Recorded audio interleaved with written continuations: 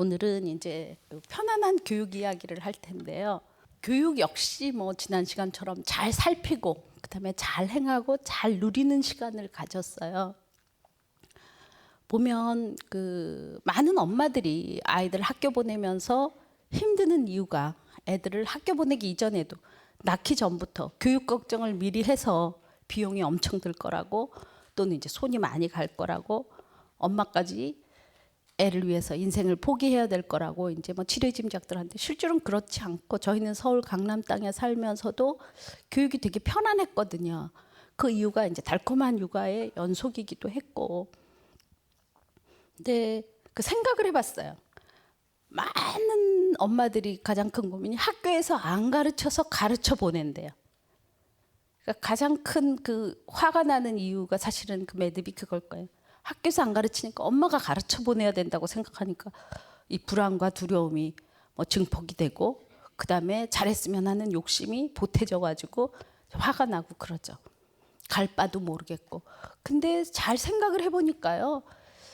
학교에서 진짜 안 가르치나요? 1시간 내내 이거 배웠지? 패스. 이거 알지? 넘어간다. 이거는 다음 시간에 이거 풀어봤지? 그렇게 하고 1시간을 넘길 수 있어요? 안 그래요. 학교에서 분명히 가르쳐요. 뭔가를.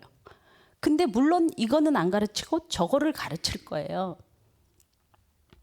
근데 저희 아이들은 저는 이제 꿈이 정말 꿈꾸는 엄마랑 아이랑 사는 그 달콤한 육아를 같이 행복한 삶을 누리는 거 다음에는 만약 이게 잘못되더라도 이런 인생이 돼야지 되니까 학교에서 가르치는 사회가 돼야 되니까 제가 저희 아이를 귓속말에서 깨우는 온갖 사랑을 베푸는 엄마기 때문에 아이를 품고 나중에는 저 이제 돈도 있었고 또 제가 뭐 정보력도 있으니까 껴안고 이리저리 뛰면서 가르칠 수 있어요.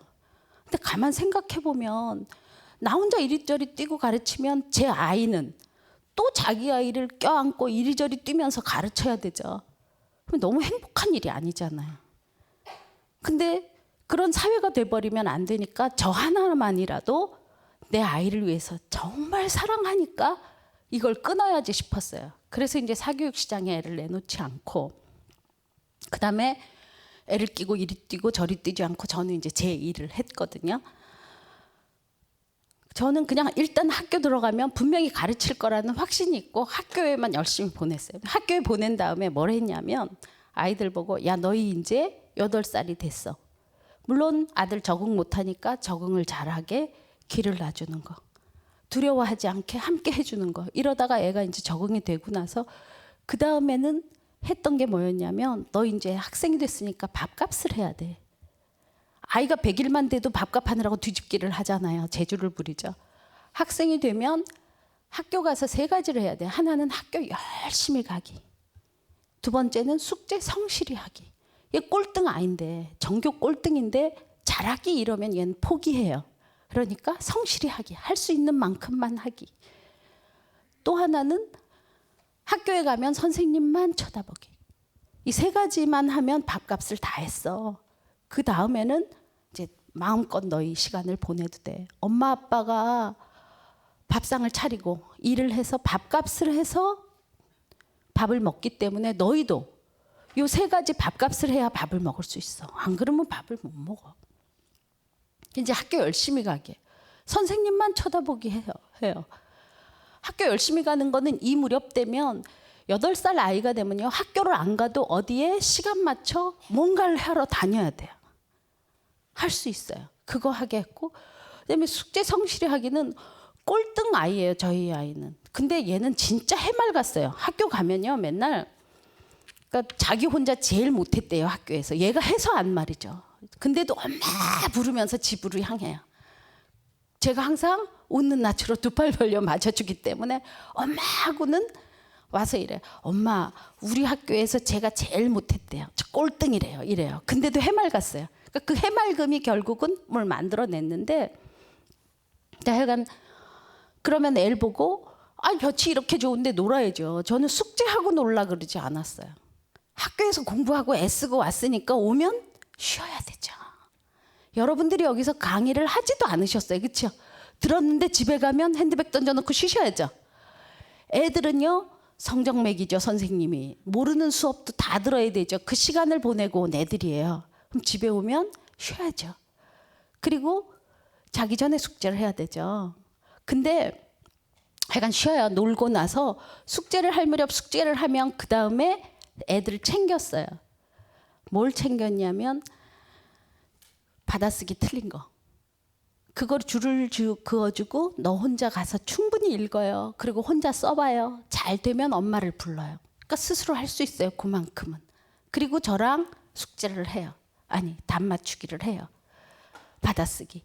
못하면 둬요. 오늘은 여기까지. 20분 내지 30분을 안 넘겼어요. 어린아이 초등학생까지는 재미가 있어야 뭘 해요. 그 이후에는 여러 엄마들이 아침 하기가 너무 싫어요. 그렇지만 내가 해야 되는 거 알기 때문에 하면 온 가족이 따뜻한 거 먹고 나갈 수 있으니까 해요. 싫어도. 그렇죠? 근데 아기들은 그게 안 돼요. 초등학생까지는. 만 12세까지는. 재미가 있어야 해요. 근데 그 답 맞추기 하다가 받아쓰기 하다가 애가 성질 나면 그거 헛거예요. 그래서 오늘은 여기까지. 60점 됐으면 충분히 잘했다. 제 소망이 애 보고도 그랬어요. 한 개만 더 맞고 오자. 왜냐하면 오늘 하나만 더 맞으면 내년에는 또 하나 더 맞고 해서 졸업하기 전에 100점 아이가 되거든요. 100점 실은 엄마가 어디 있어요. 다 최고가 좋죠. 만점이. 그렇지만 할 수 있는 만큼. 오늘은 여기까지. 그래서 이제 부담 없이 할 수 있는 만큼. 그다음에 어려운 숙제는 놔두고 쉬운 숙제는 혼자 하게. 자꾸 그러다 그게 차곡차곡 쌓여놓으니까 초등학교 고학년이 됐을 때는 안 봐줘도 됐어요. 그래서 제 일에 더 집중할 수 있었는데 아이가 어릴 때 하여간 그 숙제 성실하게 하기를 곁에서 도와줘요. 또 하나는 과제물 갖다 주지 않아요. 그렇게 애써가지고 했는데 두고 가요. 그럼 마음이 얼마나 아파요. 그리고 안 그래도 공부 못하는 애인데 성적 깎여요. 아까워요. 그렇지만 귓속말에서 깨우고 온갖 사랑을 하는 엄마기 때문에 참아야 되죠. 내일은 내가 하게. 그래서 안 갖다 주기 훈련을 했더니 어느 날은 저한테 전화를 해요.